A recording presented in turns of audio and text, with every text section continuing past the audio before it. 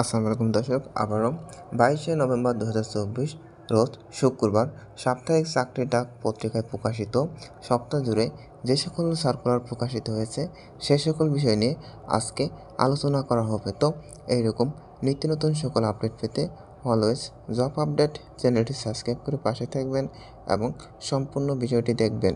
তো চলুন বিস্তারিত দেখে নেওয়া যাক। এখানে সরকারি যানবাহন অধিদপ্তরে যার পদ সংখ্যা ছিল 530 জন।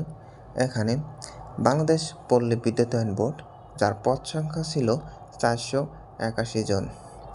এখানে রয়েছে নৌবাহিনীতে বেসামরিক কর্মচারী নিয়োগ যার পদ সংখ্যা ছিল 113 জন। এখানে রয়েছে ইউনিয়ন স্বাস্থ্য কেন্দ্র যার পদ সংখ্যা ছিল 1626 জন। এখানে রয়েছে অতিরিক্ত জেলা ও দায়রা জজ আদালত মাদারীপুরে যার পদ সংখ্যা ছিল 23 জন। এখানে রয়েছে বাংলাদেশ সেনাবাহিনী এমওডিসি সৈনিক পদে নিয়োগ সার্কুলার। এখানে রয়েছে বাংলাদেশ নৌবাহিনীতে ড্রাইভার নিয়োগ যার পদ সংখ্যা ছিল 88 জন।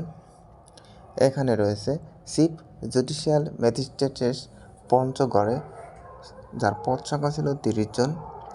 এখানে রয়েছে জেলা প্রশাসক বগুড়া যার পদ সংখ্যা ছিল 23 জন। এখানে রয়েছে বাংলাদেশ সশস্ত্র বাহিনী বোর্ড যার পদ সংখ্যা ছিল 10 জন। এখানে রয়েছে সাময়িক হাসপাতাল সাভার ইমার্জেন্সি যার পদ সংখ্যা ছিল 14 জন।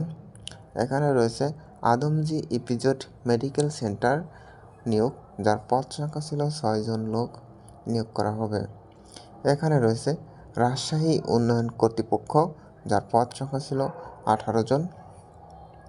এখানে রয়েছে সেনা সদর ইএনসির শাখা যার পদ সংখ্যা ছিল 190 জন লোক নিয়োগ করা হবে। এখানে রয়েছে বাংলাদেশ উন্নয়ন গবেষণা প্রতিষ্ঠান যার পদ সংখ্যা ছিল 6 জন। এখানে রয়েছে চট্টগ্রাম বন্দর কর্তৃপক্ষ যার পদ সংখ্যা ছিল 12 জন।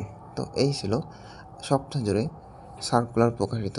তো আজকে জানিয়ে দেওয়া হলো। তো সবাই ভালো থাকবেন, সুস্থ থাকবেন। খোদা হাফেজ।